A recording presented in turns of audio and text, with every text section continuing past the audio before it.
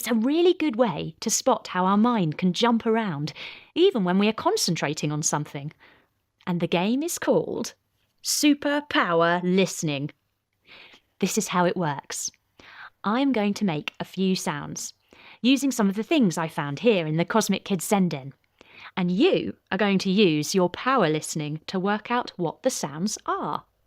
Now, a top tip. You can boost your power listening to superpower listening by closing your eyes. This makes your listening powers even more amazing.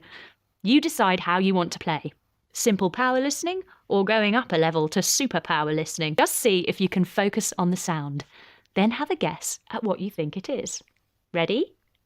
Here comes the first sound.